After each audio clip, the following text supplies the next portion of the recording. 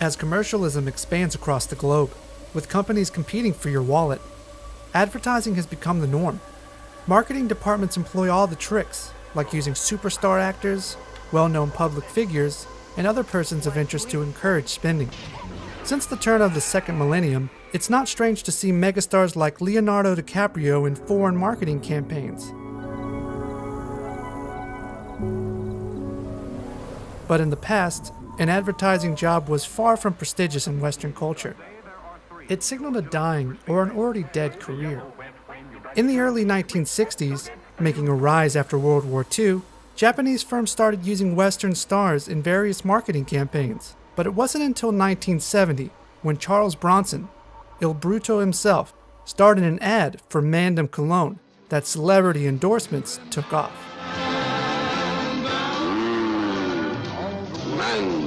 The use of American superstars, even if they only said one line, guaranteed profits for Japanese firms. They found a formula, and it worked with other Western film stars such as Paul Newman and Clint Eastwood.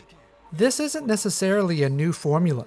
Hollywood has always used star power from the days of Charlie Chaplin to Bruce Willis.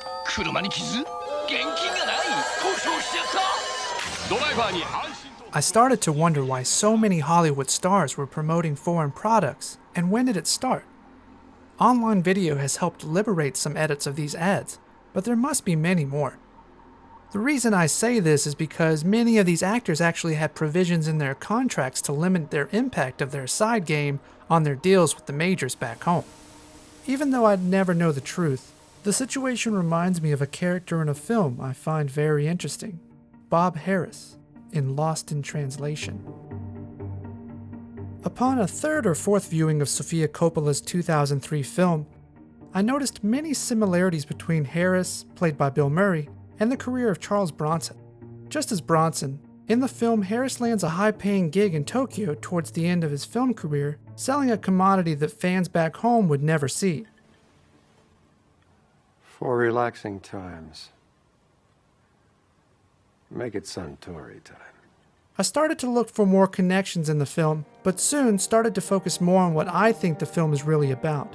While some see the film as exploiting racial stereotypes, lip them like this. Hey, lip them, what?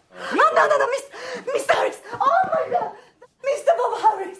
Taking a scene out of context can easily lead you to this conclusion. However, I don't believe this was the intent, and the scene alone hardly represents the entire film.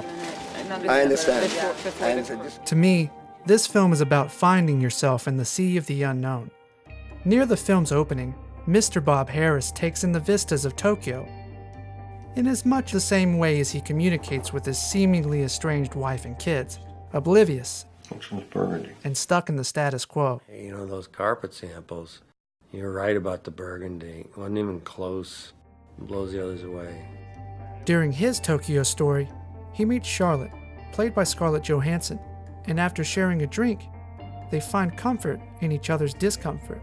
As the story unfolds, they develop feelings for each other, but without being said, agree the relationship will never progress past platonic. Sometimes these types of relationships can become the most treasured and sacred of them all, and reveals much of what it means to be human, to connect. In the end, when Bob goes to reconcile with Charlotte before leaving Japan, we now know that he has grown emotionally. Though Bob's journey is over, he has changed, and maybe this is proof he'll be able to improve his relationship with his wife and children upon his return to the States. Humans are social creatures. Bob, this is Charlie Brown. Hi, nice to meet you. It's literally only human for us to want to make connections with each other and share experiences. The ubiquity of mobile phones and the internet has given us the ability to communicate efficiently with vastly more people than our ancestors.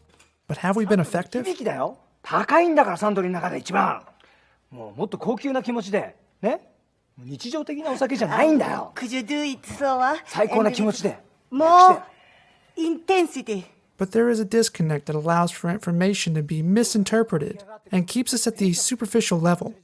Is that everything? I mean, it seemed like he said quite a bit more than that. Never diving under the surface. サントリータイム。 In the end, Bronson could have just wanted to pay for the new carpet in his study and took the next job he could get. Or maybe he was looking for his own kind of happiness. After all this time, the answers are still lost in translation. Lost in Translation earned Coppola 3 Academy nominations, seizing the award for Best Screenplay, with Best Picture and Best Director going to The Lord of the Rings: Return of the King and Peter Jackson.